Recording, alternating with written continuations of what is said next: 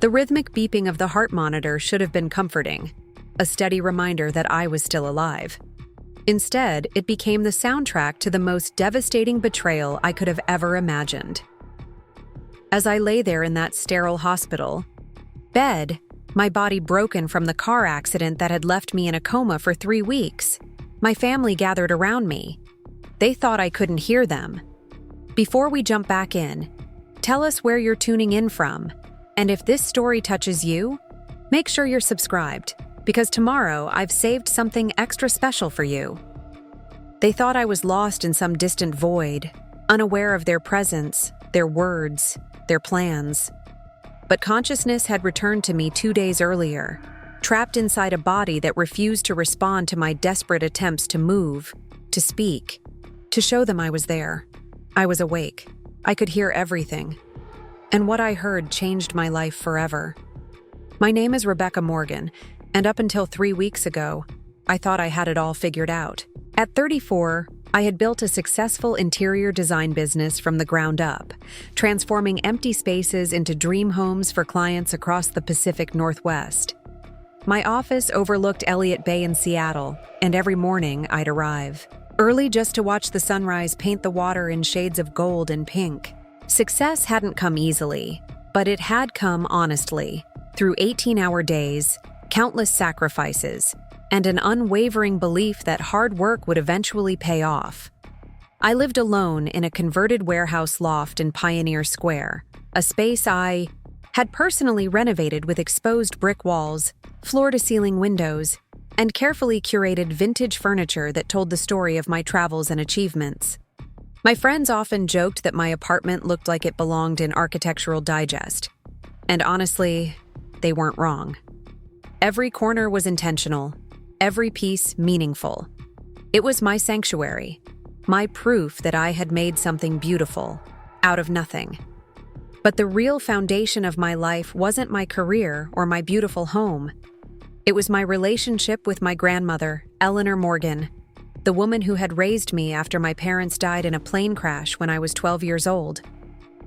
Grandma Ellie, as I called her, wasn't just my guardian. She was my best friend, my business mentor, and the strongest person I had ever known. At 87, she still lived independently in the sprawling Victorian mansion that had been in our family for over a century, the same house where she had raised my father and later, me. The Morgan family had deep roots in Seattle's history. My great-great-grandfather had made his fortune in timber during the early 1900s, and subsequent generations had invested wisely in real estate, technology, and various business ventures. By the time I came along, the family trust was worth somewhere in the neighborhood of $15 million, though Grandma Ellie never talked about money in specific terms. She believed in living comfortably, but not ostentatiously, in giving back to the community, and in earning your own way in the world regardless of what you might inherit someday. That philosophy had shaped my entire approach to life. I had never asked Grandma Ellie for money to start my business, instead taking out loans and working part-time jobs while I built my client base. I drove a 5-year-old Honda instead of a luxury car, saved diligently, and lived below my means. The family wealth felt like a distant safety net rather than something I counted on or even thought about regularly. I was proud of what I had accomplished on my own, and I knew Grandma Ellie was proud of me too. My relationship with the rest of my family was complicated, to put it mildly. My father had been an only child, but Grandma Ellie had 2 other children, my Uncle Richard and my Aunt Patricia. Uncle Richard was 3 years older than my father would have been, a corporate lawyer who lived in a mansion in Bellevue with his wife Linda, and their twin daughters, Stephanie and Sarah, both 28. Patricia was the youngest of Grandma Ellie's children, a woman who had never held a steady job but somehow always managed to live comfortably, thanks to a series of wealthy boyfriends and husbands, the latest being husband number 4, a real estate developer named Marcus. The dynamics between my aunts, uncle, and me had always been strained. After my parents died, there had been subtle suggestions that maybe it would be better if I went to live with Uncle Richard's family or with Aunt Patricia. They framed it as concern for Grandma Ellie's age and health, But even as a grieving 12-year-old, I could sense their real motivation. They wanted me out of the picture, away from Grandma Ellie's daily life and influence. They saw me as competition for her affection and, more importantly, for her eventual inheritance. Grandma Ellie would have none of it. She sat me down in her sunroom, surrounded by the orchids she loved to tend, and asked me directly what I wanted. Through my tears, I told her I wanted to stay with her, that she was the only family I had left who truly felt like home.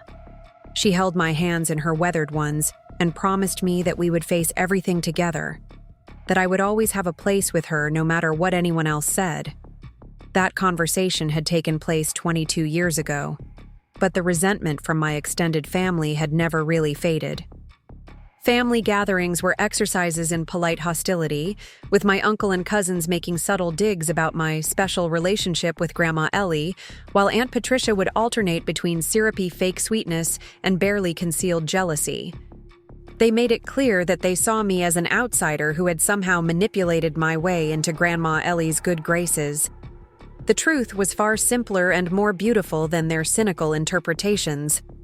Grandma Ellie and I genuinely enjoyed each other's company. We shared a love of old movies, crossword puzzles, and long conversations about everything from politics to philosophy to the meaning of life. Every Sunday, I would drive to her house for dinner, and we would spend hours talking while she taught me family recipes or showed me old photographs. She was genuinely interested in my business, offering advice based on her decades of experience managing the family's investments and properties. She had been married to my grandfather for 53 years before he passed away when I was in college, and she often told me stories about their life together, their travels, their dreams, and their disappointments. Preparing and narrating this story took us a lot of time, so if you are enjoying it, subscribe to our channel. It means a lot to us. Now back to the story. She spoke about my father with such love and pride that I felt like I knew him better through her stories than I had through my own childhood memories. She never made me feel like a burden or an obligation. Instead, she made me feel like a gift, a continuation of the family legacy that she was proud to nurture and guide. As I grew older and my business became successful, our relationship evolved into something even deeper. She became my informal business advisor, helping me navigate complex decisions and offering insights that only came from decades of experience.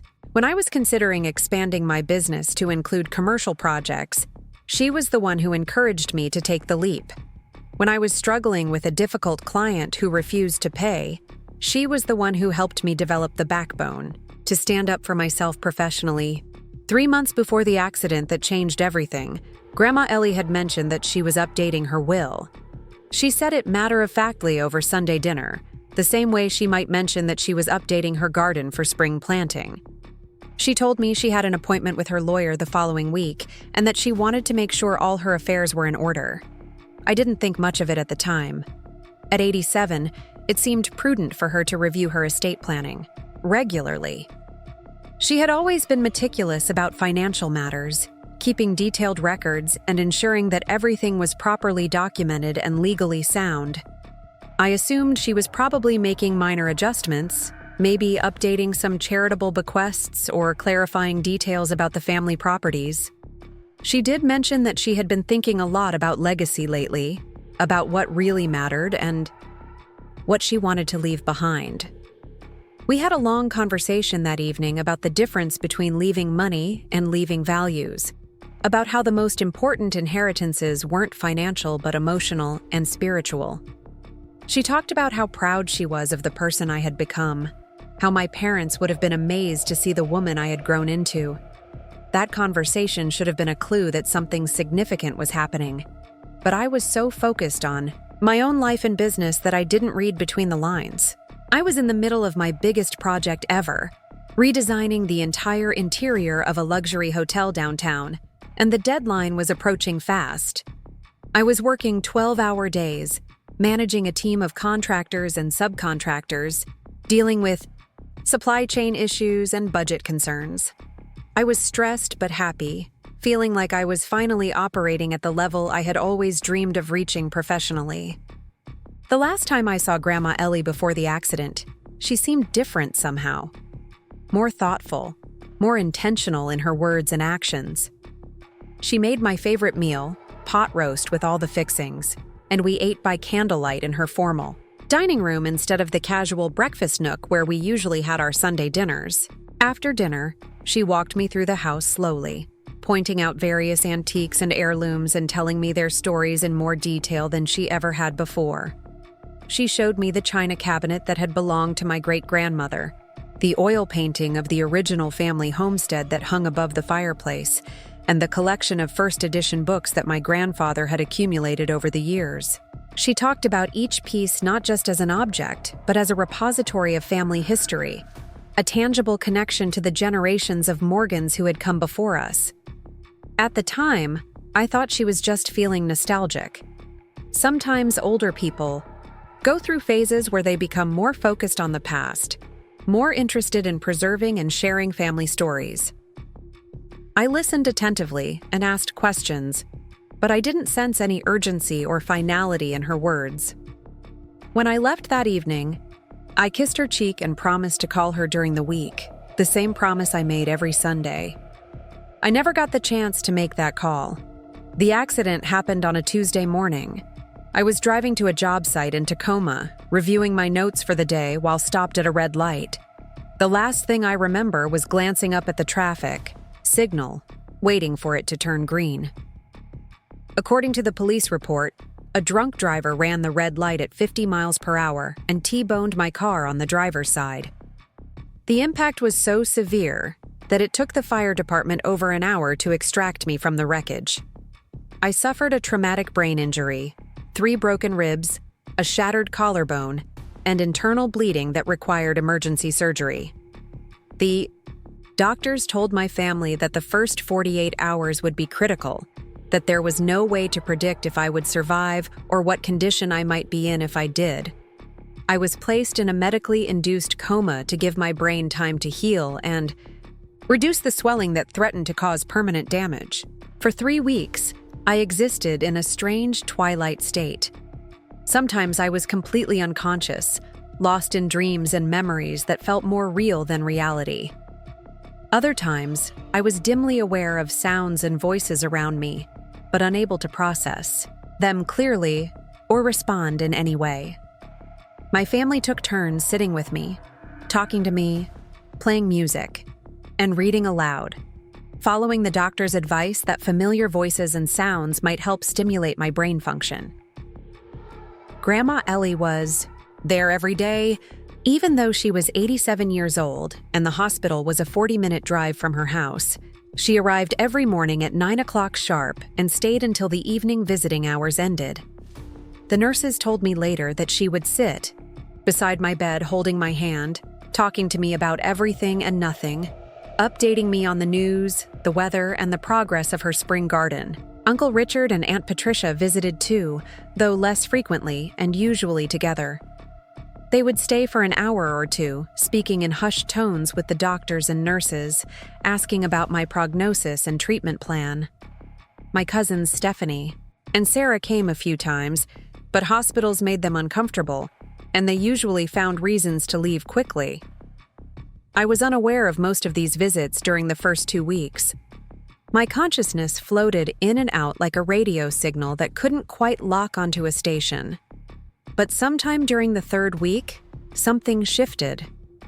The fog began to lift slightly, and I became aware that I was in a hospital, that I had been injured, that people were taking care of me. I could hear voices and conversations, but my body felt completely disconnected from my mind. I couldn't open my eyes, couldn't move my fingers, couldn't make any sound to indicate that I was aware of what was happening around me. The doctors had warned my family that this phase of recovery could be particularly challenging. I was technically conscious but completely paralyzed, a condition they called locked-in syndrome. They said it might be temporary as my brain continued to heal, or it might be permanent. There was no way to know for certain until more time passed. What they didn't realize was that my hearing had become incredibly acute during this phase. It was as if my brain, deprived of input from my other senses, had compensated by turning up the volume on everything I could hear. I could pick up conversations happening across the room, distinguish between the footsteps of different nurses, and even hear whispered discussions that people thought were too quiet for me to notice. That's how I heard the conversation that shattered my understanding of my family forever. It was a Thursday afternoon, I think, though time had become fluid and meaningless in my hospital world. I had been aware of more visitors than usual that day, voices coming and going, hushed discussions in the hallway outside my room. Grandma Ellie had been there earlier, as she was every day, but she had left around lunchtime saying she had an appointment with her lawyer. Around 3 o'clock, I heard Uncle Richard, Aunt Patricia, and my cousins Stephanie and Sarah enter my room together. This was unusual because they rarely all visited at the same time, and when they did, they usually stayed for just a few minutes before finding excuses to leave. This time, they settled into the chairs around my bed and spoke in what they thought were whisper-quiet tones. Uncle Richard spoke first, his voice carrying the authoritative tone he used in his law practice. He said that Grandma Ellie's lawyer had called him that morning with some very disturbing news. Apparently, she had updated her will the week before my accident, and the changes were significant. Instead of dividing her estate equally among her 3 children as her previous will had stipulated, the new will left everything to me. The silence that followed this announcement was deafening. Then Aunt Patricia's voice, sharp with disbelief and anger, cut through the quiet.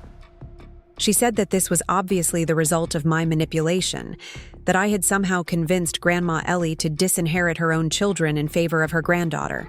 She accused me of taking advantage of an elderly woman's emotions, of playing on her grief over my parents' deaths to secure my financial future. Stephanie's voice joined the conversation, suggesting that Grandma Ellie might not have been mentally competent when she signed the new will. She said they should contest it, argue that their grandmother had been suffering from dementia or had been unduly influenced by me. Sarah agreed, adding that it was suspicious that Grandma Ellie had changed her will so close to my accident, as if I had somehow known what was going to happen and rushed to secure my inheritance. Uncle Richard's response was measured but equally disturbing. He said that contesting the will would be difficult because Grandma Ellie had been examined by a doctor as part of the will signing process and had been declared mentally competent. The lawyer had followed all the proper procedures to ensure that the will would be legally binding. However, he said, there might be other options. That's when the conversation took a turn that made my blood run cold, if such a thing were possible, for someone in my condition. Aunt Patricia suggested that maybe my accident was actually a blessing in disguise.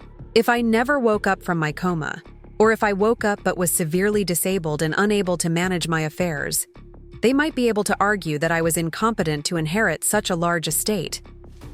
Uncle Richard agreed, saying that if I remained in a vegetative state or suffered significant cognitive damage, a court might appoint a guardian to manage my inheritance. As my closest living relatives, they would be the logical choices for that role.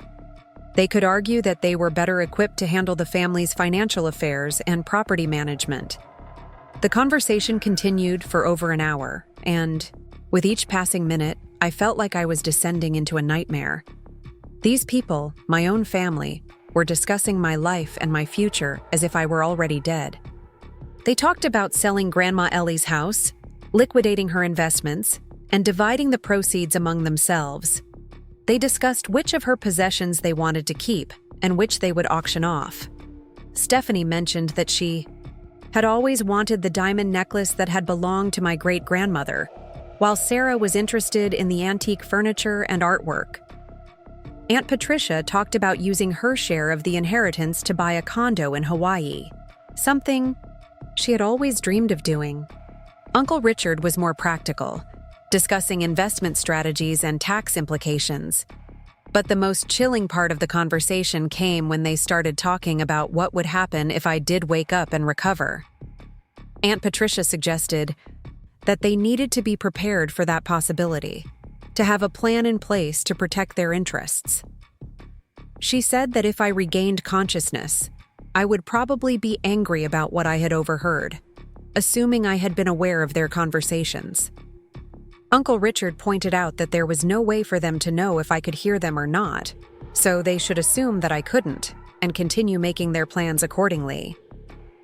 He said that even if I did wake up and remember some of their discussions, it would be my word against theirs. And who would believe the confused recollections of someone recovering from a traumatic brain injury? Sarah suggested that they should start documenting any signs of cognitive impairment I might show when I woke up, building a case that I was not mentally capable of managing a large inheritance.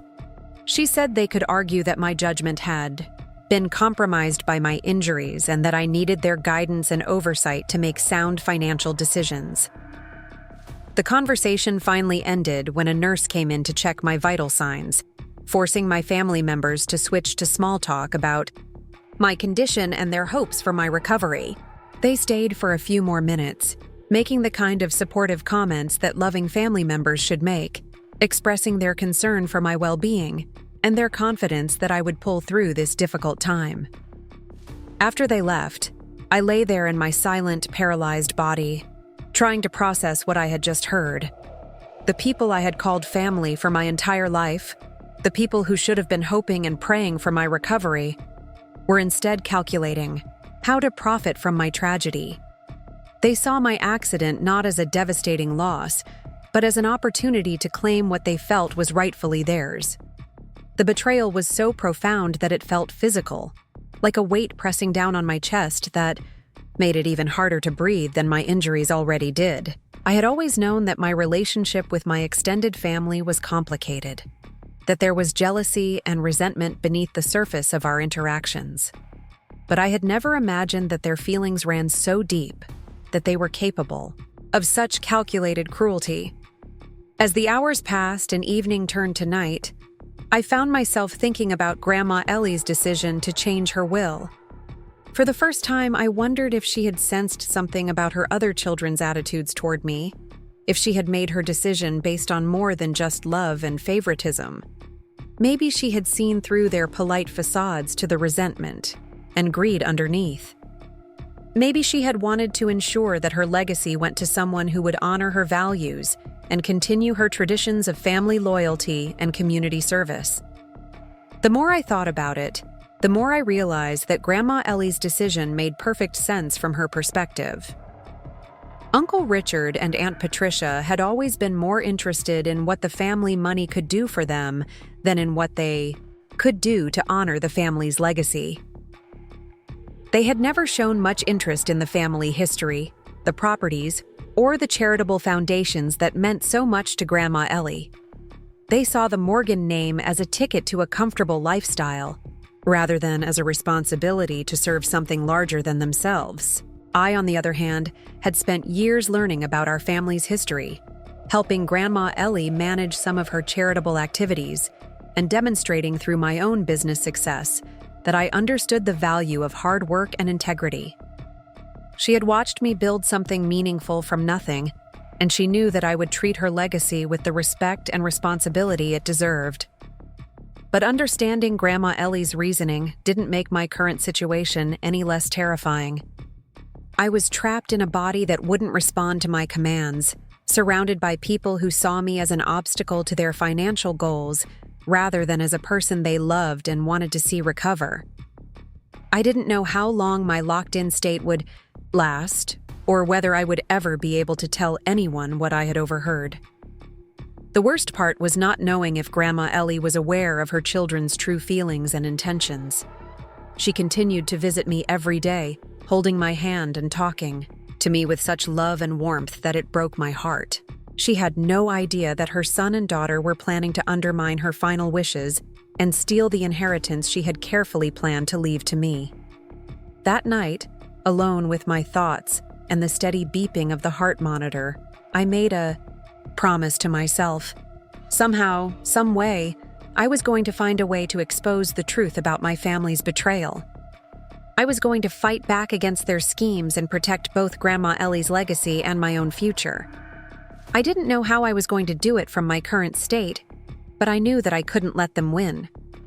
I had to find a way to wake up, to speak, to move, to show the world what kind of people they really were beneath their masks of family concern and loyalty. My recovery wasn't just about healing from my physical injuries anymore. It was about survival in the most fundamental sense. It was about protecting everything that mattered to me from the people who should have been protecting it themselves. As I lay there planning my eventual comeback, I had no idea how long and difficult the road ahead would be, or what other betrayals and revelations were waiting for me. But I knew one thing for certain.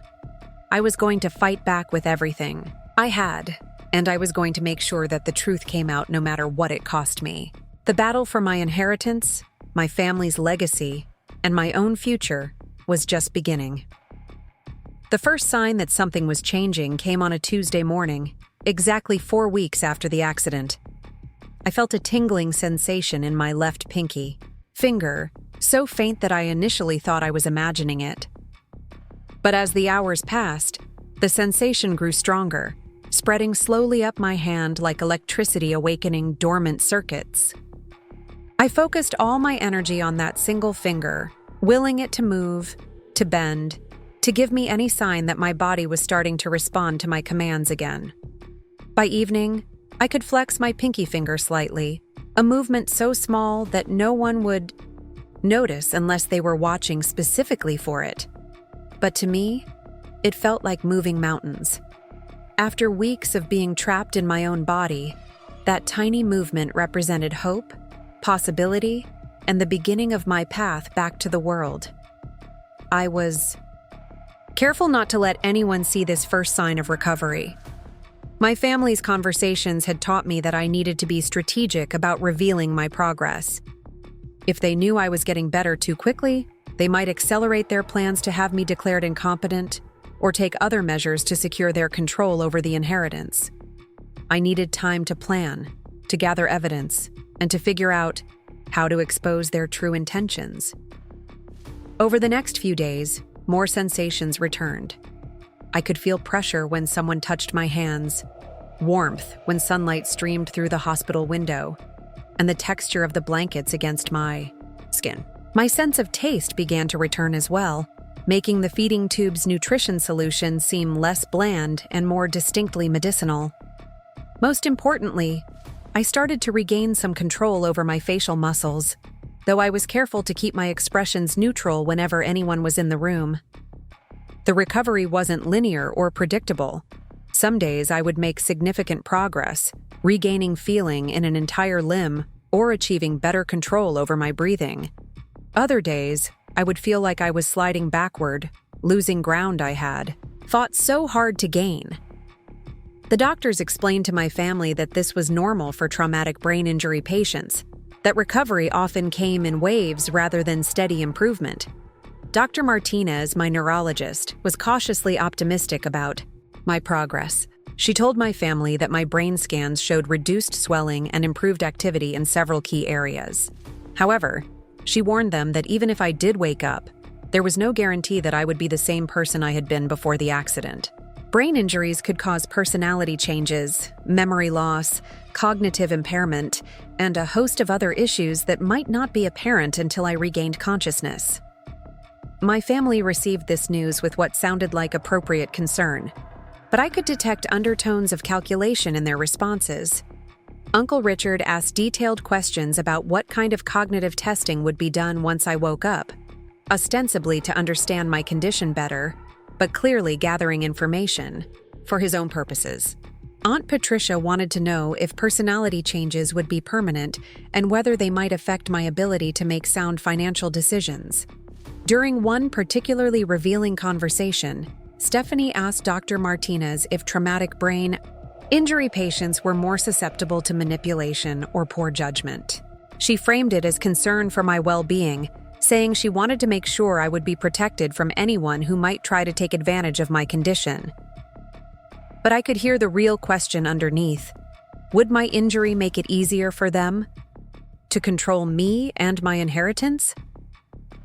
Dr. Martinez's response was professional but firm. She explained that while some brain injury patients did experience changes in judgment or impulse control, each case was unique. She emphasized that any major decisions about my care or finances would need to wait until I had fully recovered and undergone comprehensive psychological evaluation. She also mentioned that the hospital had social workers and patient advocates whose job it was to protect vulnerable patients from exploitation. This information seemed to make my family uncomfortable. They exchanged glances and shifted in their seats, clearly realizing that their plans might not be as straightforward as they had hoped. Uncle Richard quickly changed the subject, asking about my physical therapy prospects and long-term care needs. As my recovery continued, I became increasingly aware of the dynamics between my family members when they thought I couldn't hear them. Uncle Richard had clearly established himself as the leader of their conspiracy, using his legal expertise to research guardianship laws and inheritance procedures. He had discovered that if I was declared mentally incompetent, a court could appoint a guardian to manage my affairs, and that guardian would have significant control over how my inheritance was invested and spent. Aunt Patricia was more emotional and impulsive in her approach. She would often make dramatic statements about how unfair it was that I was inheriting everything while Grandma Ellie's own children were left with nothing. She seemed to genuinely believe that she and Richard deserved the money more than I did, not because of any particular merit on their part, but simply because they were Grandma Ellie's biological children. My cousins Stephanie and Sarah were primarily concerned with their own immediate financial gains. They had both been living beyond their means for years, relying on occasional gifts from Grandma Ellie and small trust fund distributions to maintain their lifestyles. The prospect of a major inheritance was clearly appealing to them, but they seemed less invested in the broader family dynamics and more focused on what they could personally gain from the situation. The most heartbreaking part of this period was watching Grandma Ellie's daily visits and seeing how genuinely worried she was about my condition. She would sit beside my bed for hours, reading to me from my favorite books, updating me on the progress of her garden, and sharing memories of my childhood. She talked about how much she missed our Sunday dinners and how she was looking forward to the day when I would be well enough to come home and resume our normal routine. Sometimes she would cry quietly, thinking I couldn't see her tears. She would tell me how sorry she was that I had been hurt, how she wished she could trade places with me, how she would give anything to see me healthy and happy again. These moments were almost unbearable for me because I wanted so desperately to comfort her, to let her know that I could hear her and that I was fighting to come back to her. During one of these visits, Grandma Ellie mentioned something that made my heart race with both hope and concern. She said that her lawyer had advised her to consider setting up additional legal protections for me, given my current condition and the size of the inheritance I would eventually receive. She was thinking about establishing a trust that would provide professional management of the assets until I was fully recovered and able to take over responsibility myself. This news would have been welcome under normal circumstances, but I knew that my family would see it as another obstacle to their plans. If Grandma Ellie set up a professionally managed trust, it would be much harder for them to gain control of the money, even if they did succeed in having me declared incompetent. I worried that they might try to interfere with her legal planning, or worse, that they might try to convince her that such protections were unnecessary. My fears were confirmed a few days later when I overheard Uncle Richard talking to Aunt Patricia in the hospital hallway. He had learned about Grandma Ellie's trust plans and was clearly agitated. He said they needed to act quickly before she could put additional legal barriers in place. He suggested that they should try to convince her that I was showing signs of recovery and that such extreme measures weren't necessary. Aunt Patricia had a different idea. She thought they should try to convince Grandma Ellie that I had been manipulating her feelings all along, that my close relationship with her had been calculated to secure my inheritance. She wanted to plant seeds of doubt about my motivations and character, hoping to make Grandma Ellie reconsider her decision to leave everything to me. I was horrified by the idea that they would try to poison my grandmother's feelings toward me, especially when she was already so worried about my condition, but I was also concerned about how effective their manipulation might be. Grandma Ellie was sharp and independent, but she was also 87 years old and dealing with the stress of my accident. If my family presented their arguments skillfully, they might be able to shake her confidence in her decision. The next phase of my recovery brought new challenges and opportunities. I gradually regained more control over my body, starting with small movements that I could disguise as involuntary reflexes. I practiced moving my fingers under the blankets, flexing my toes inside my hospital socks, and controlling my breathing patterns.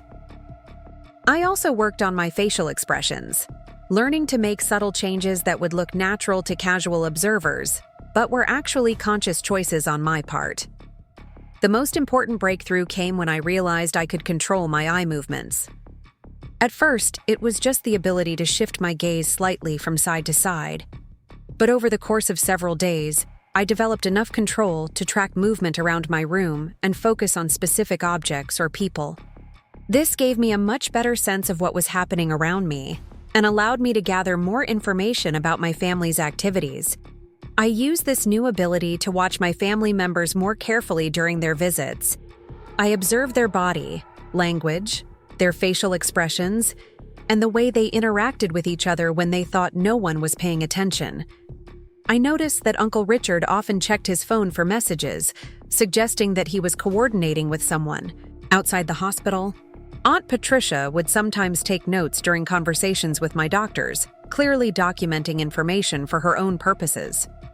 Most disturbing was the way they would sometimes discuss me as if I were already dead.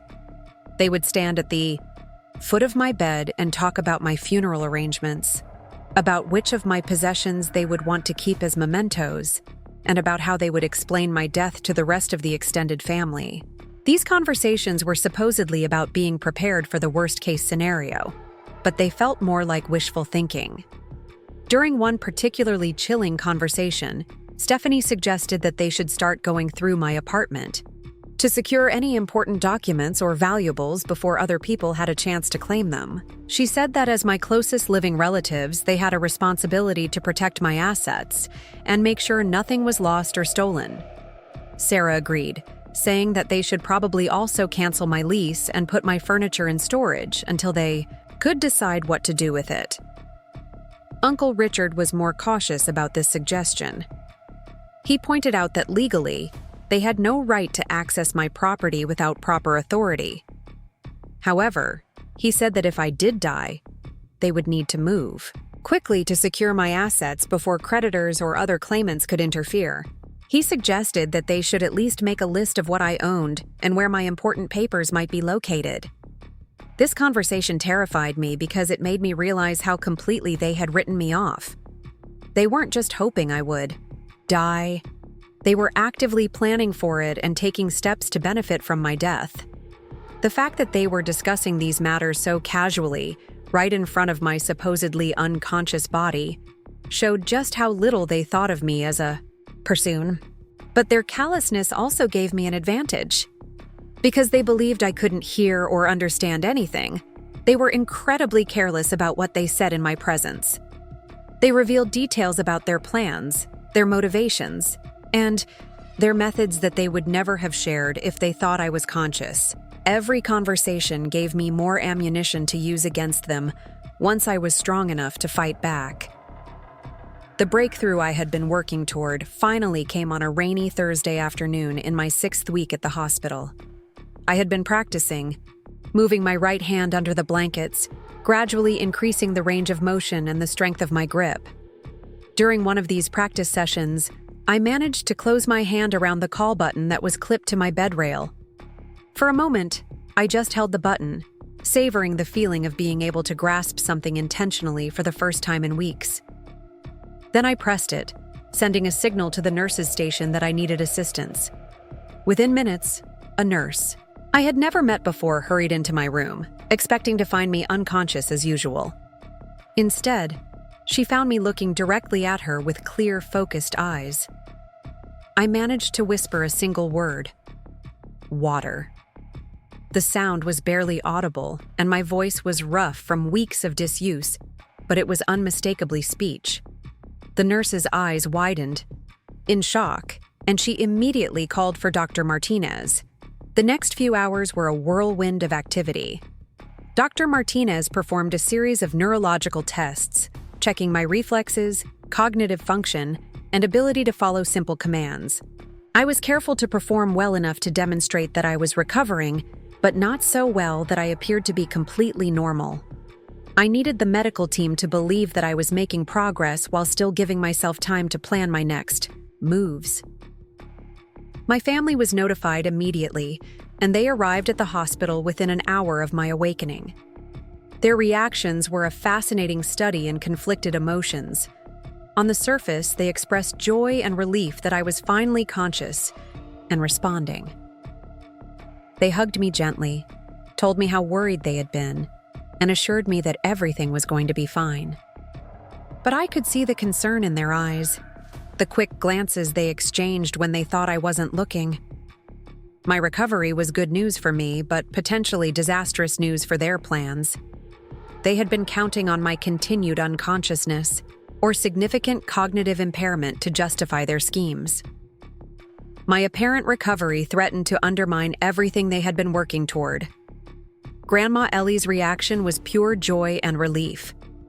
She cried tears of happiness and held my hands while telling me how much she had missed me and how grateful she was that I was going to be okay.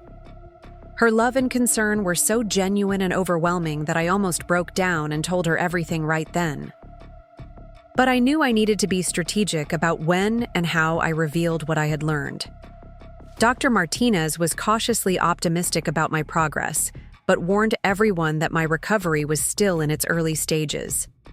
She said that I would need extensive physical therapy to regain my strength and coordination, as well as cognitive therapy to address any lingering effects of the brain injury.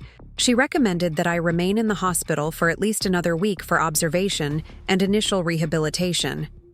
During that week, I continued to play the role of a patient who was recovering slowly but surely from a serious brain injury. I pretended to have difficulty with certain cognitive tasks, claimed to have memory gaps about the period before my accident, and generally acted like someone who was still struggling with the effects of trauma. This performance served multiple purposes. It kept my family's hopes alive that I might still be vulnerable to their manipulation. It bought me time to plan my strategy, and it provided me with a legitimate reason to ask questions about what had happened while I was unconscious. My family was eager to fill in the gaps in my memory, but they were careful to present only the version of events that supported their narrative. They told me about their constant vigil at my bedside, their efforts to coordinate my medical care, and their plans to help me readjust to normal life once I was discharged.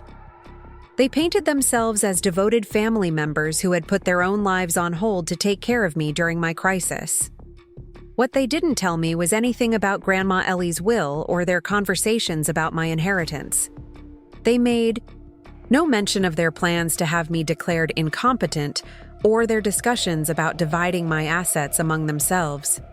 They were clearly hoping that I had no memory of any conversations that might have taken place while I was unconscious, and they had no intention of refreshing my memory. I played along with their deception, asking innocent questions about practical matters like my business, my apartment, and my financial obligations. I expressed concern about how I would manage to get back on my feet after being out of commission for so long. These questions gave them opportunities to position themselves as helpful family members who were prepared to assist me with complex decisions and responsibilities. Uncle Richard was particularly smooth in his offers of assistance. He suggested that I might want to consider giving him power of attorney to handle my business and financial affairs while I focused on my recovery. He pointed out that I would probably be overwhelmed trying to manage everything myself while also dealing with physical therapy and cognitive rehabilitation. He made it sound like a reasonable and temporary arrangement that would benefit everyone involved. Aunt Patricia took a different approach, focusing on emotional manipulation. She talked about how the accident had reminded everyone how precious and fragile life was, how important it was for family to stick together during difficult times. She suggested that I should consider moving in with one of them temporarily, so I wouldn't have to face the challenges of recovery alone. She made it clear that she and Uncle Richard were prepared to make significant sacrifices to help me get back on my feet. My cousins were less subtle in their approach. Stephanie asked directly about my business and whether I would be able to continue operating it while I was recovering. She offered to help me manage my client relationships and project deadlines, though she had no experience in interior design and no real understanding of how my business operated. Sarah focused on my living situation, pointing out that my loft apartment might not be suitable for someone who was still recovering from serious injuries. All of these offers of help were presented as acts of love and family loyalty, but I could see through to the self-interest underneath. They were positioning themselves to gain control over different aspects of my life and assets, creating a network of influence that would allow them to manipulate my decisions and actions. If I had been genuinely impaired by my injuries, their strategy might have been very effective. But I wasn't impaired in the ways they hoped, and I had the advantage of knowing exactly what they were planning. Every offer of help, every expression of concern, every suggestion about what would be best for my recovery was filtered through my knowledge of their true motivations.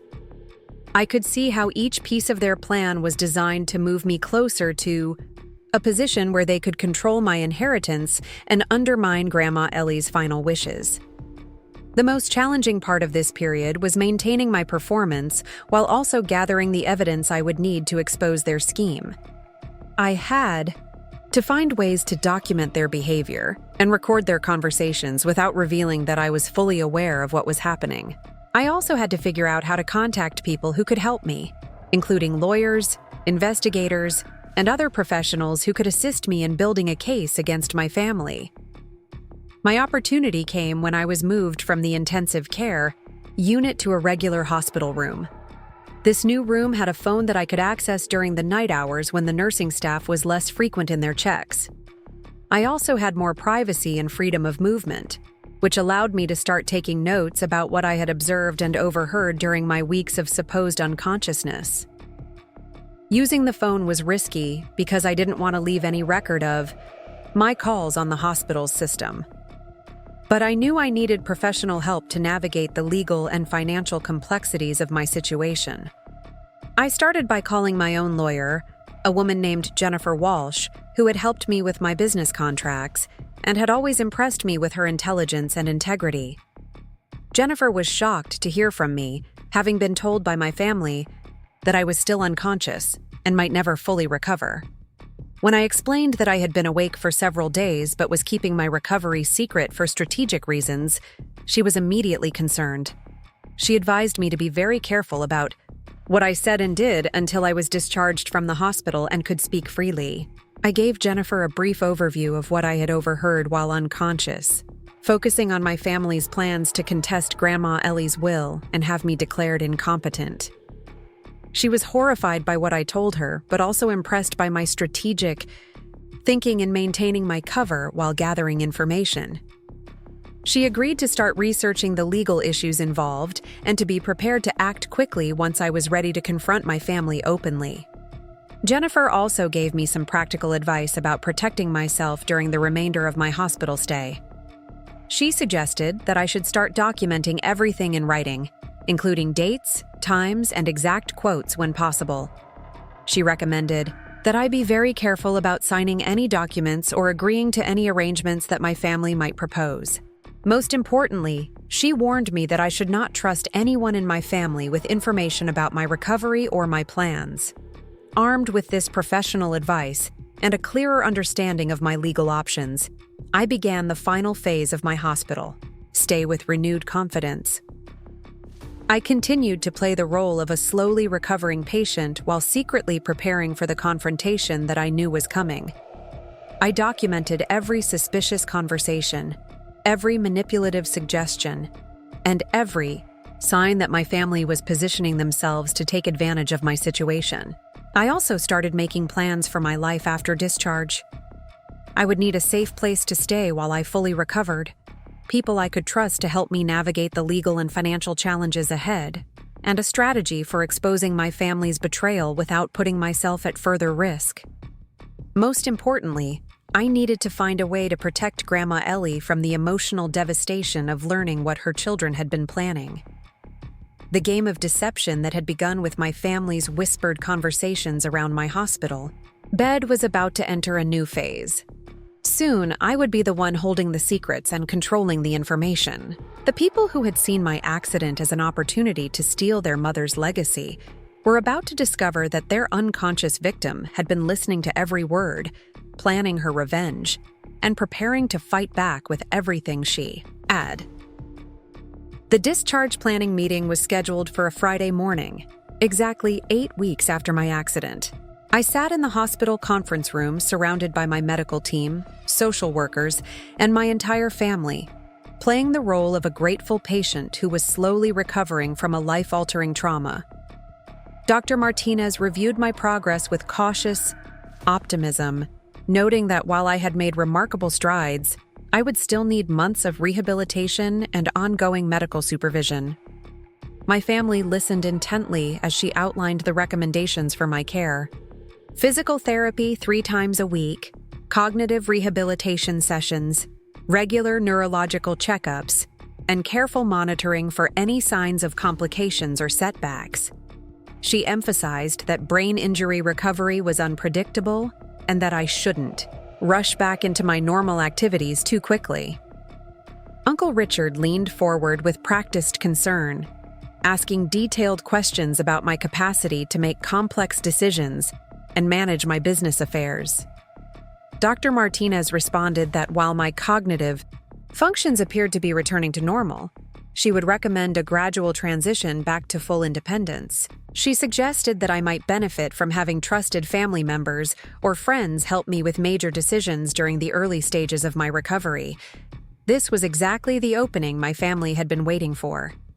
Aunt Patricia immediately volunteered to help coordinate my care and assist with any personal matters that might be overwhelming. She suggested that I should stay with her family for the first few weeks after discharge so she could monitor my condition and provide whatever support I needed. Uncle Richard offered to handle my business and financial affairs temporarily, explaining that he had already taken the liberty of reviewing my situation and identifying several urgent matters that required immediate attention. He said my business had suffered during my absence, with clients growing concerned about project delays and contract obligations. He painted a picture of impending financial disaster that could only be avoided through his immediate intervention. Stephanie and Sarah chimed in with offers to help pack up my apartment and manage my personal belongings, suggesting that my loft might not be suitable for someone in my condition. They had researched assisted living facilities and transitional care options that might be more appropriate for my needs. Their concerns seemed touching on the surface, but I could see the calculation behind their suggestions. I played my part perfectly, expressing gratitude for their offers while seeming overwhelmed by the complexity of my situation. I agreed that I would probably need help managing everything and that it made sense to accept their assistance during my recovery. I even signed some preliminary paperwork that Uncle Richard had prepared, giving him limited authority to handle certain business matters on my behalf. But what my family didn't know was that I had been busy making my own preparations. During my late-night phone calls with Jennifer Walsh, we had developed a comprehensive strategy for exposing their scheme and protecting my interests. She had been working behind the scenes to gather evidence, interview witnesses, and prepare legal documents that would turn the tables on my manipulative relatives. The first part of our plan involved secretly recording my family's conversations. Jennifer had arranged for a private investigator to install tiny recording devices in my hospital room. Devices so small and sophisticated that they were virtually undetectable. Every conversation my family had held in my presence over the past 2 weeks had been captured in crystal clear audio. The recordings were devastating. They contained hours of discussions about contesting Grandma Ellie's will, having me declared incompetent, and dividing my inheritance among themselves. Uncle Richard could be heard researching legal strategies for challenging my mental capacity. Aunt Patricia made multiple references to my supposed manipulation of Grandma Ellie and her belief that the inheritance rightfully belonged to her and her brother. Most damning were the conversations where they discussed their hopes that I would never fully recover, or that I might die from complications related to my injuries. These recordings revealed the depth of their callousness and their complete lack of genuine concern for my well-being. They had seen my accident as a business opportunity rather than a family tragedy. Jennifer had also been investigating my family's financial situations and motivations. What she discovered added another layer to their desperation. Uncle Richard's law firm was facing serious financial difficulties due to several malpractice lawsuits and poor investment decisions. He had been borrowing against his own assets and was in danger of losing his house and his practice. Aunt Patricia was even worse off, having accumulated significant gambling debts and credit card obligations that she had been hiding from her current husband.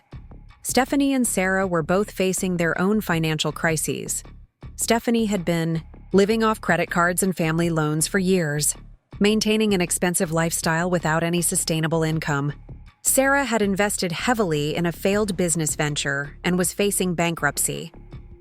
The prospect of a large inheritance wasn't just appealing to them, it was essential for their financial survival. This information helped explain the intensity of their scheme and their willingness to betray family bonds for money. They weren't just greedy, they were desperate. The inheritance represented their salvation from financial ruin, and they were prepared to destroy me to get it. Armed with this evidence and legal backing, I was ready to spring my trap. The perfect opportunity came 3 days after my discharge, when my family gathered at Grandma Ellie's house for what they believed would be a planning meeting about my care and recovery. They had told Grandma Ellie that they wanted to discuss how best to support me during my rehabilitation, but their real agenda was to convince her to modify her will or establish guardianship arrangements that would give them control over my inheritance. I arrived at the house right on schedule, playing the role of a recovering patient who was still struggling with the effects of my injuries. I moved slowly, spoke carefully, and generally acted like someone whose cognitive abilities were still impaired. My family welcomed me with elaborate displays of concern and affection, but I could see the anticipation in their eyes. They thought they were about to achieve their goal of gaining control over Grandma Ellie's fortune.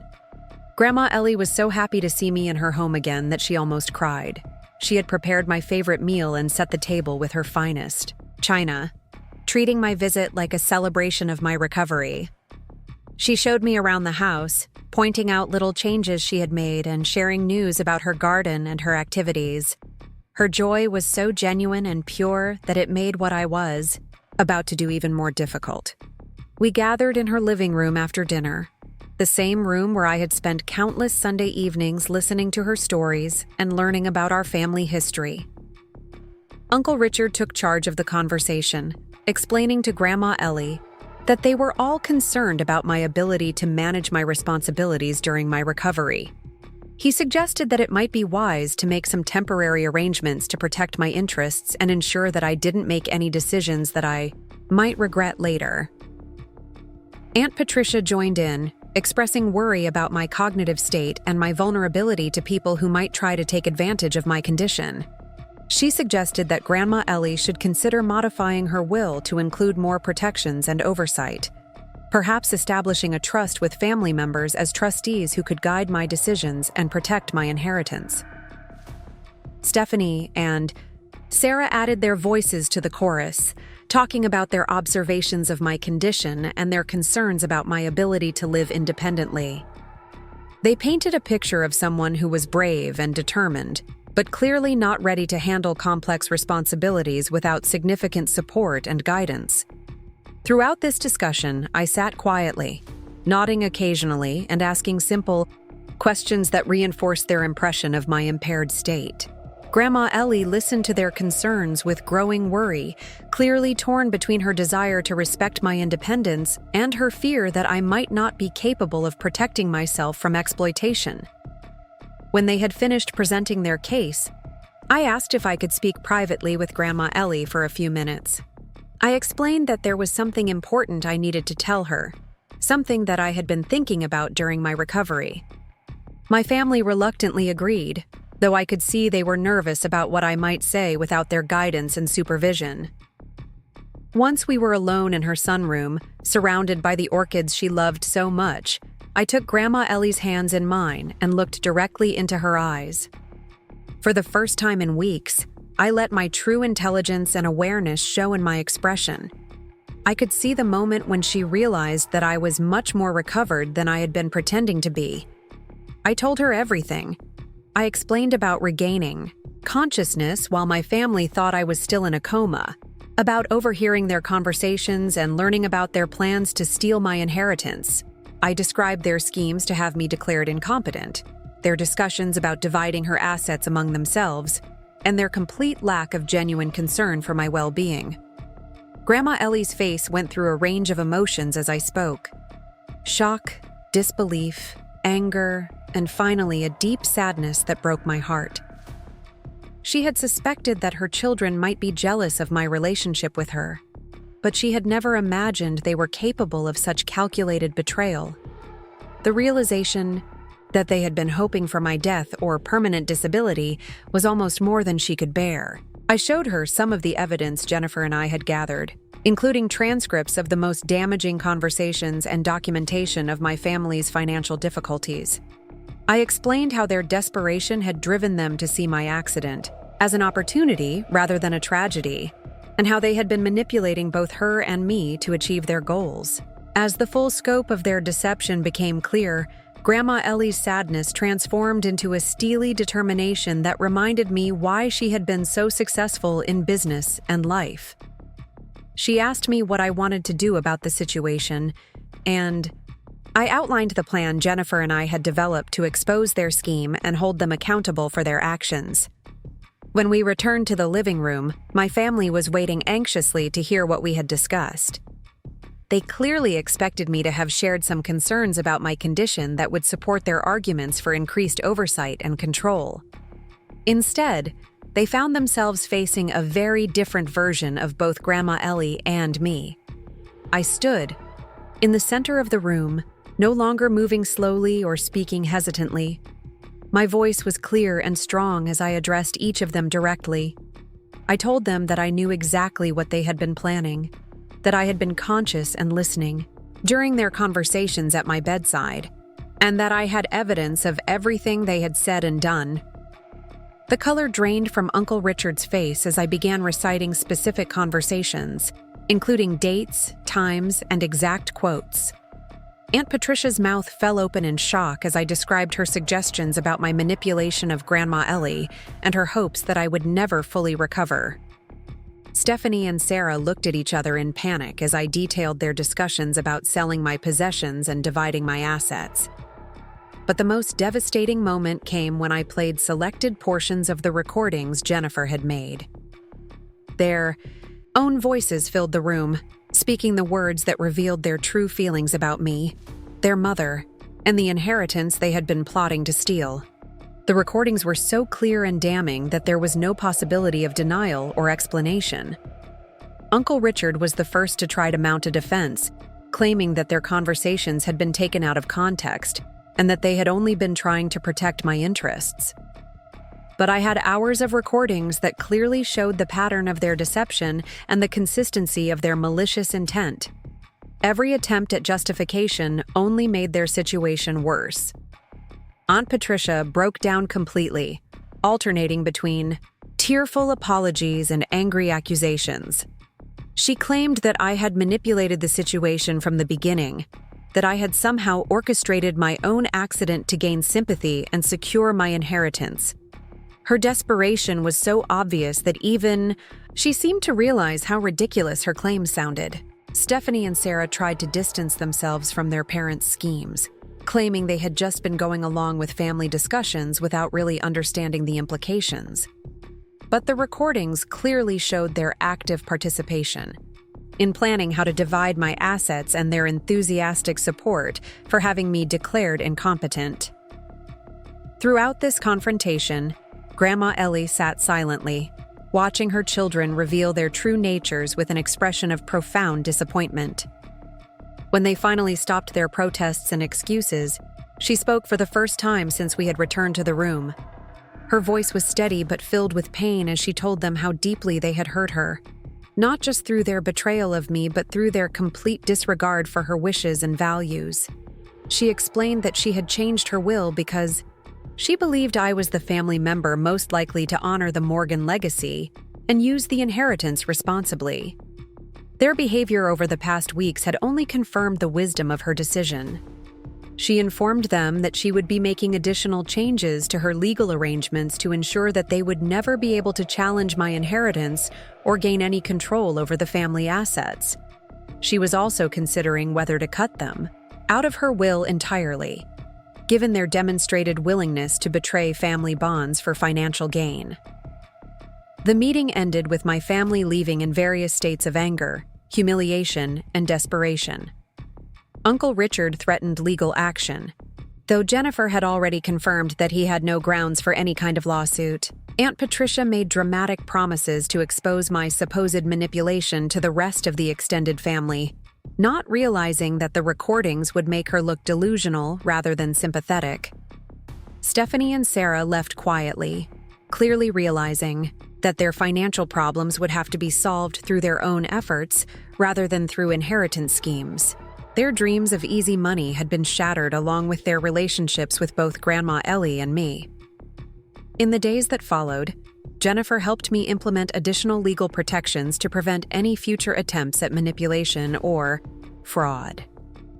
We established ironclad trusts and legal structures that would make it impossible for my family to interfere with my inheritance or my business affairs. We also prepared for the possibility that they might try to challenge Grandma Ellie's mental competency, though the evidence of their own scheming would make such a challenge extremely difficult to pursue. The most satisfying part of the entire experience was watching my business recover and thrive once I resumed full control. My clients had been worried about the delays caused by my accident, but they were impressed by my resilience and determination to make things right. Several of them offered me new projects, and my reputation in the industry was actually enhanced by the way I had handled the crisis. Grandma Ellie and I grew even closer in the aftermath of this betrayal. We spent more time together than ever before, and she shared stories and family history that she had never told me before. She said that discovering her children's true nature had been devastating, but it had also reinforced her confidence in her decision to leave everything to me. 3 months after the confrontation, Grandma Ellie passed away peacefully in her sleep. Her final will was exactly as she had intended, leaving me the full inheritance along with detailed instructions about how she wanted me to use the money to continue the family's tradition of community service and philanthropy. My family attempted to contest the will, just as I had expected, but the evidence of their scheming was so overwhelming that their lawyer advised them to drop the challenge rather than face the public humiliation of having their recordings played. In court, they eventually accepted small settlements in exchange for agreeing never to make any further claims against the estate. Today, I manage the Morgan Family Foundation and continue to run my interior design business. I use Grandma Ellie's house as my primary residence, surrounded by the antiques and memories that connect me to generations of family history.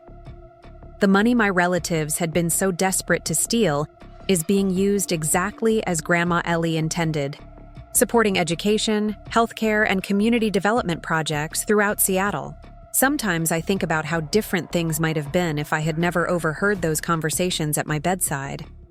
My family might have succeeded in their scheme, stealing an inheritance that represented not just money, but generations of family values and traditions. Instead, their betrayal taught me important lessons about the difference between relatives and true family, about the importance of fighting for what's right, even when the odds seem impossible. The woman who woke up from that coma was stronger, wiser, and more determined than the person who had been injured in that accident. My family's betrayal had been devastating, but it had also been educational. I learned that sometimes the people who should love and protect you are the ones you need to protect yourself from, and that the most important inheritance isn't money, but the strength to stand up for truth and justice no matter what the cost. Up next, you've got 2 more standout stories right on your screen. If this one hit the mark, you won't want to pass these up. Just click and check them out.